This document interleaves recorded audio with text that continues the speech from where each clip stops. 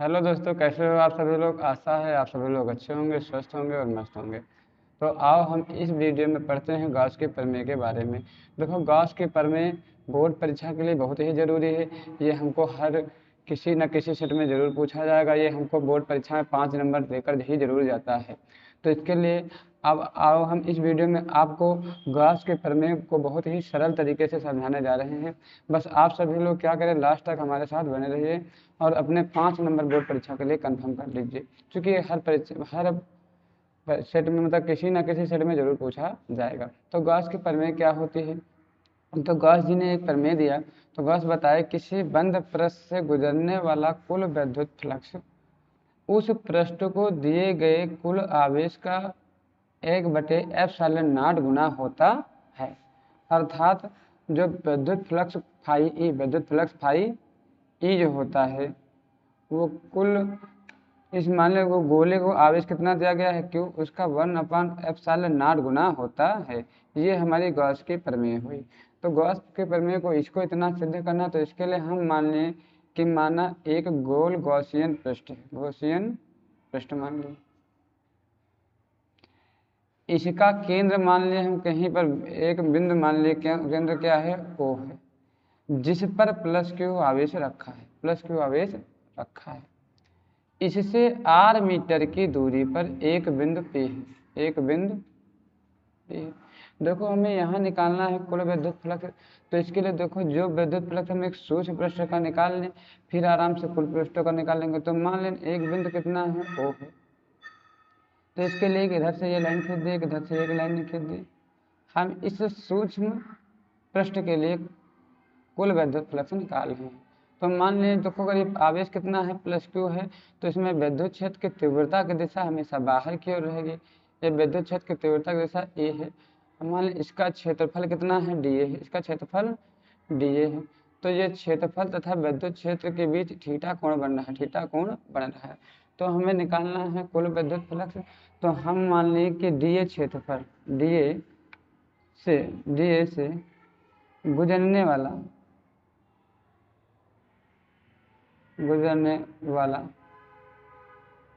कुल विद्युत फ्लक्स। देखो, डीए पूरा पृष्ठ तो है ना, ये है सूक्ष्म पृष्ठ, सूक्ष्म पृष्ठ है ना। तो इस सूक्ष्म पृष्ठ का हम क्या निकाल लें, विद्युत फ्लक्स। इसके बाद हम टोटल निकाल लेंगे। अगर सूक्ष्म बिंदु बिंदु डीए है, इसका अगर विद्युत फ्लक्स निकालते हैं तो विद्युत फ्लक्स सूक्ष्म का निकाल रहे हैं, तो विद्युत फ्लक्स को लिखते हैं फाई से, लेकिन छोटे बिंदु का निकाल रहे हैं, इसलिए डी फाई हो गया। तो डी फाई बराबर हम जानते हैं कि डी फाई बराबर होता है ई डी ए। ये है सदिश रूप में, सदिश रूप में। अगर हम यहाँ से इसको वेक्टर जो है हटा दें, तो यहाँ पर ई डी ए कॉस थीटा हो जाएगा। क्योंकि जब कोई वेक्टर रूप में इस तरह लिखे, जैसे बी डॉट ए है, तो इसे हम लिख सकते हैं बी ए कॉस थीटा लिख सकते हैं। तो वैसे डी फाई ए बराबर E d A cos theta होगा, E d A cos theta. ये क्या हुई, विद्युत क्षेत्र की तीव्रता। तो हम यहाँ पर हमें सबसे पहले क्या निकालने पड़ेगी, विद्युत क्षेत्र की तीव्रता। तो प्लस क्यू आवेश के कारण, प्लस क्यू आवेश के कारण बिंदु P पर उत्पन्न विद्युत क्षेत्र की तीव्रता, विद्युत क्षेत्र की तीव्रता E है, कितना है, E है। तो हम जानते हैं E बराबर फॉर्मूला, E बराबर 1/4πε0 क्यू बटे आर स्क्वायर, क्यू बटे आर स्क्वायर। ये होती है हमारी विद्युत क्षेत्र की तीव्रता। तो अगर हम यहाँ से निकाल लें विद्युत क्षेत्र की तीव्रता, तो इसका मान हम अगर यहाँ रख दें, तो डी फाई ई बराबर हो जाएगा E d A cos theta था, E d A cos theta. E का मान रख दिए 1/4πε0, ई का मान लेते हैं तो 1/4πε0 क्यू बटे आर स्क्वायर, क्यू बटे आर स्क्वायर। ये एक घन है, एक बंद पृष्ठ, तो बंद पृष्ठ में एक कोण बने, जैसे कहते हैं घन कोण, डी ओमेगा। जो हमारा डी ओमेगा होता है, तो डी ओमेगा बराबर होता है डी ए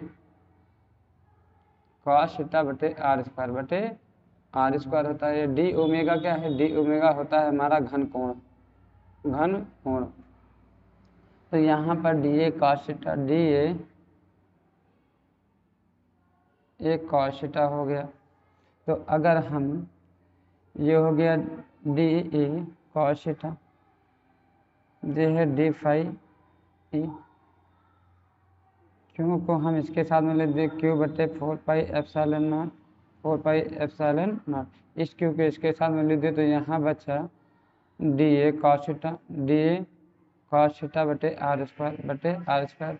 ये क्या है, सूक्ष्म विद्युत फ्लक्स। तो अब हम क्या निकालेंगे, कुल विद्युत फ्लक्स।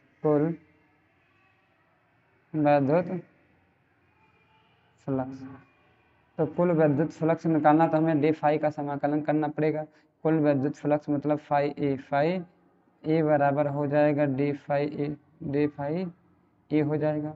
हमारा डी फाई ए का मान कितना हो गया, क्यू बटे 4 pi epsilon not D A cos theta बटे आर स्क्वायर। यहाँ से हम क्यों बटे 4 पाई एप्सिलॉन नॉट को बाहर ले लिए। यहाँ बच गया हमारा डी ए कॉस थीटा बटे आर स्क्वायर। हमें ये बात अच्छे से पता होनी चाहिए कि जो होता है D cos theta D omega के बराबर होता है। जो डी ओमेगा का समाकलन होता है वो होता है 4 पाई।